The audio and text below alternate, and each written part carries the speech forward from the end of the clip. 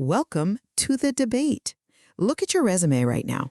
Seriously, just picture it in your mind. Every single bullet point on there is, well, it's probably a lie. Or at least a very creative exaggeration, right? Exactly.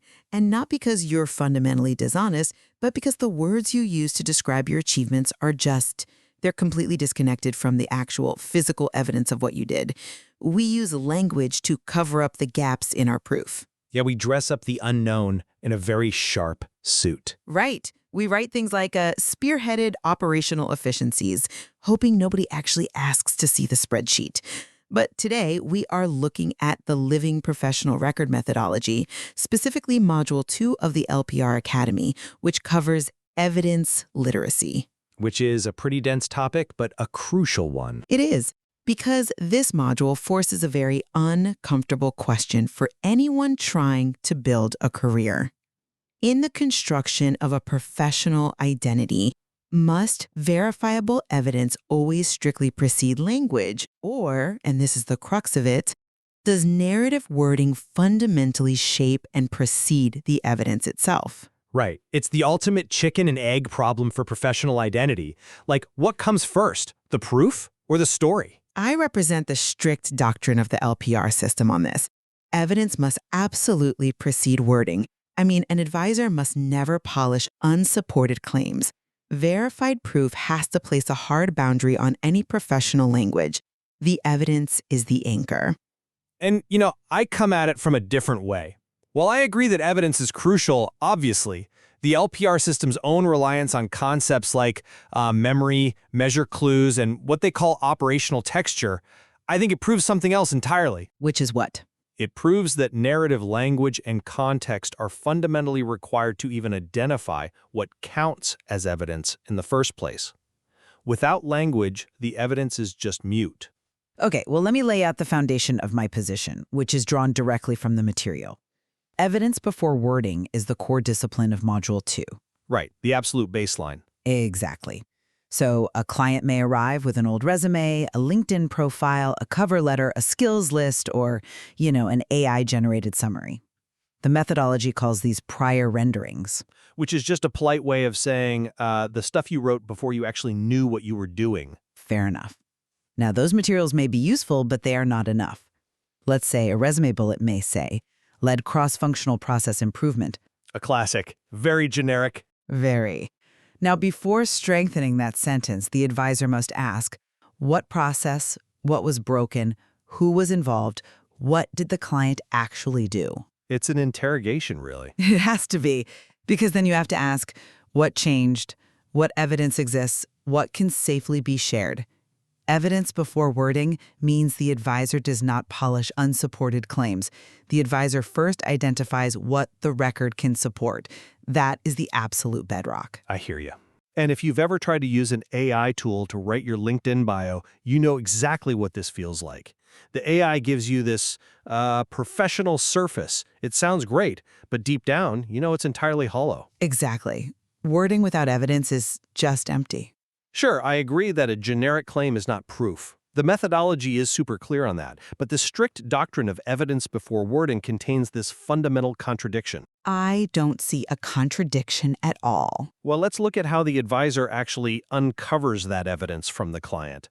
The system explicitly classifies memory and personal testimony as valid forms of evidence during the discovery phase. Yes, but only as initial leads, not as final proof. But think about what a memory actually is. What is personal testimony?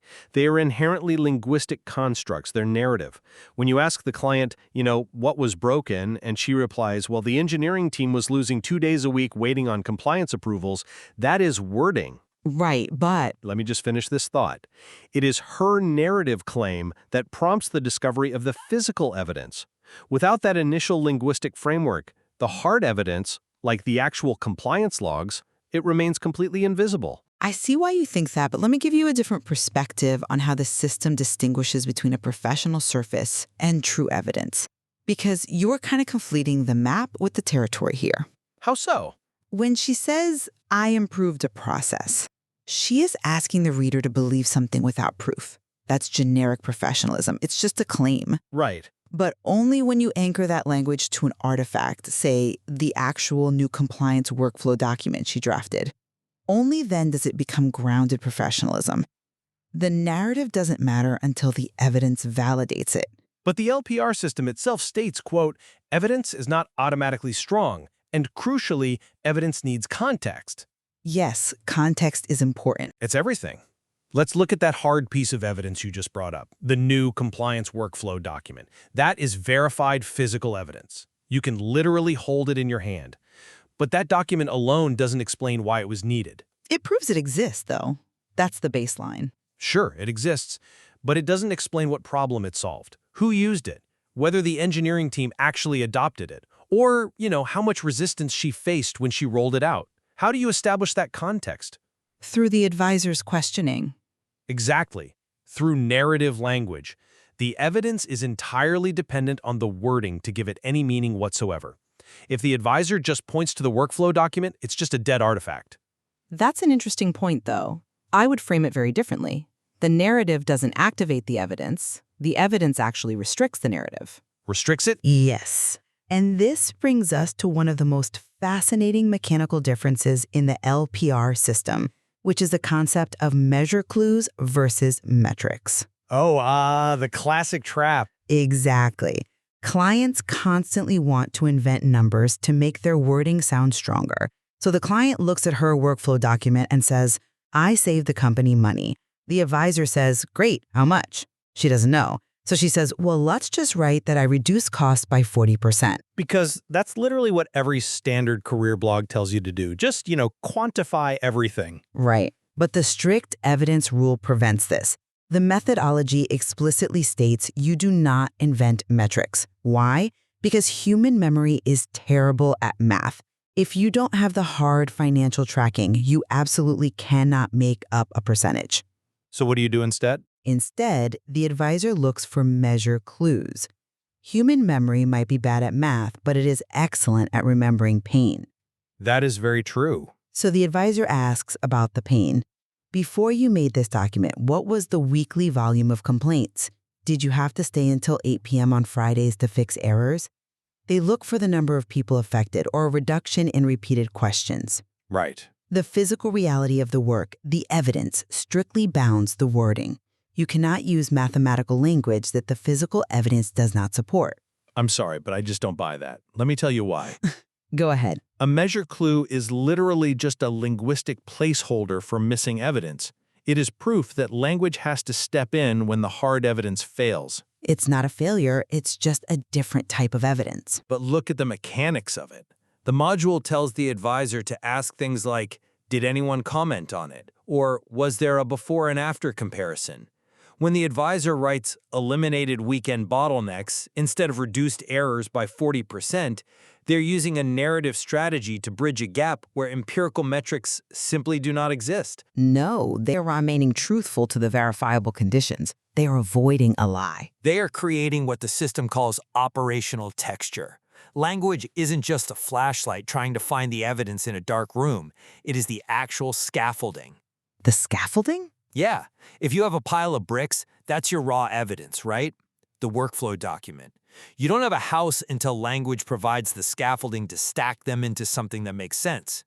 If the strict doctrine of evidence was absolute, the lack of a precise metric would mean the claim is dropped entirely. Not necessarily. But instead, the system relies on carefully constructed language to salvage the truth of the work. But that operational texture isn't invented out of thin air. It is a strict reconstruction of the operating reality. Let me take your scaffolding metaphor a step further, actually, and pivot to the boundary of credentials. I think this perfectly illustrates why evidence, the bricks, must reign supreme. Okay, let's hear it. A credential is a piece of hard evidence. Let's say our client has a project management professional certificate, a PMP. A very common credential. Right. That certificate proves a bounded, verified fact. The training was completed, the test was passed. But come on, we have all met the person who has a shiny PMP certificate framed on their wall, but couldn't organize a 2-car funeral. We definitely all know that guy. We do, because the certificate does not prove mature capability. It does not prove the ability to lead a high-risk project across cross-functional departments when, the budget is suddenly slashed in half. Right. It just proves you can pass a multiple choice test. Exactly. So if she wants to claim she has that advanced capability, how does the advisor build that claim? You don't just write more flowery language. You don't just add more operational texture to the resume. You need more evidence. You need the actual work samples. Yes, you need Rook samples, you need witness observations, you need artifacts of project coordination. The credentials limitation shows exactly why we need more evidence, not more wording, to make a stronger claim. You cannot texture your way out of a lack of proof. The source strength is entirely dependent on the physical reality. Okay, I agree that credentials prove facts and not meaning. But I actually think the PMP example flips your argument entirely. How could it possibly do that? Because the credential, which is the absolute hardest piece of evidence you can have, a verified third-party document, it cannot prove meaning on its own. It is ultimately reliant on the narrative. The raw evidence is basically useless without the linguistic texture. But the certificate proves she passed the test. That's not useless. Yes, but the market doesn't buy test scores. They buy capability.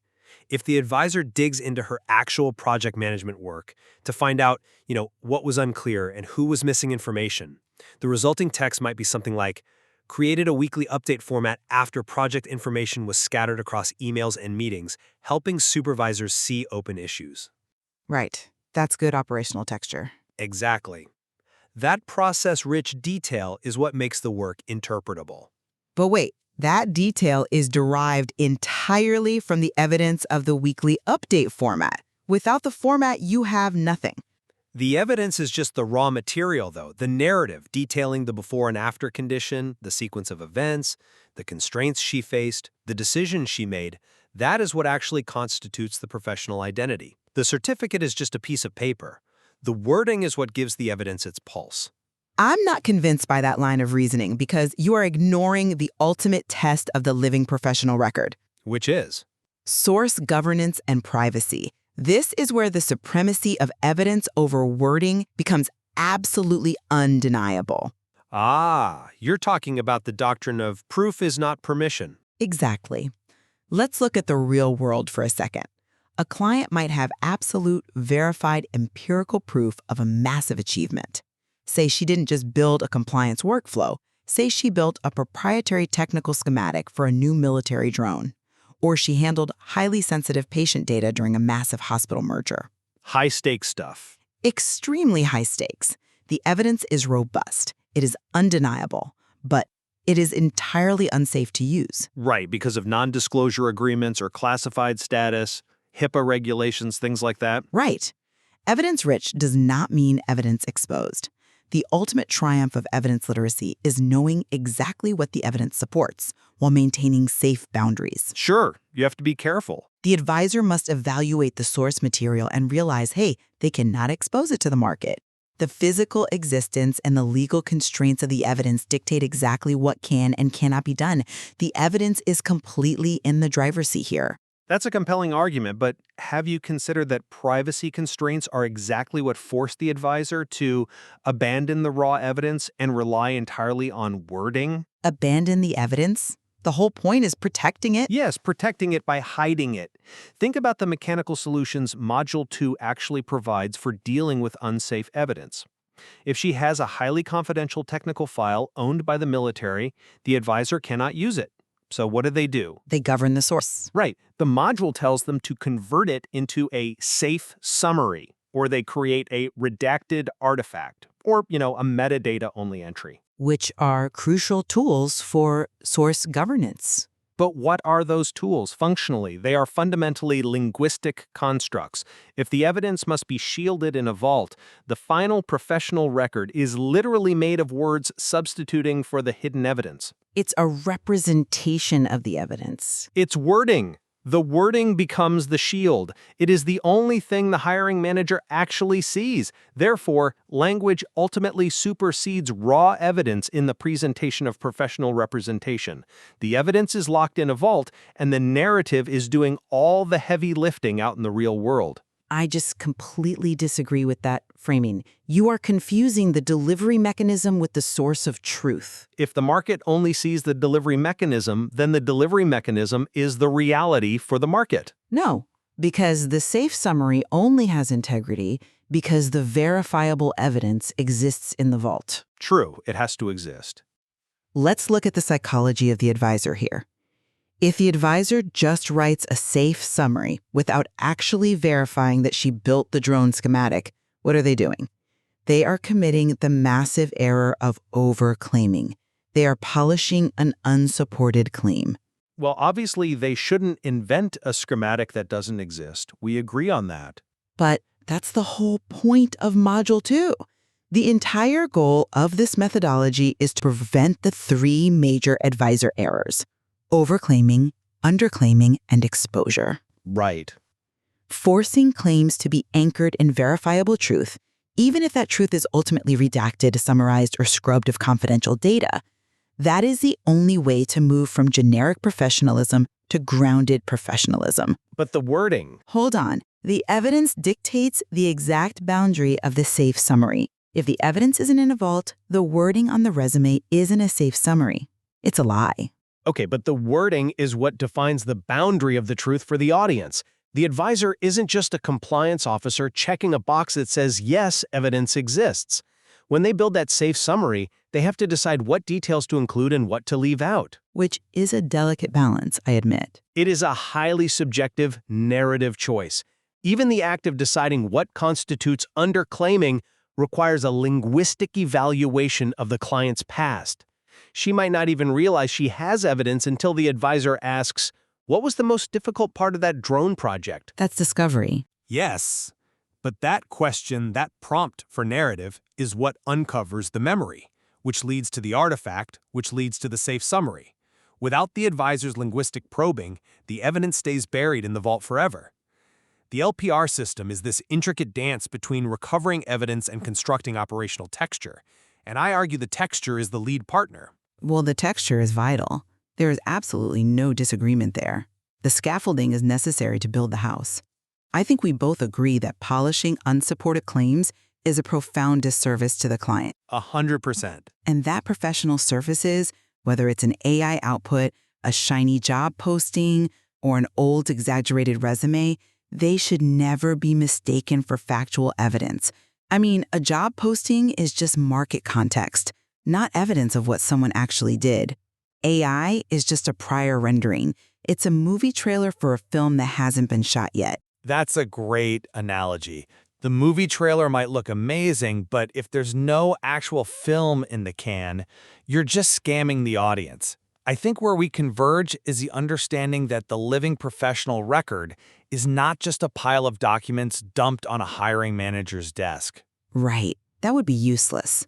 It requires an advisor to look beneath the language and then carefully reconstruct it.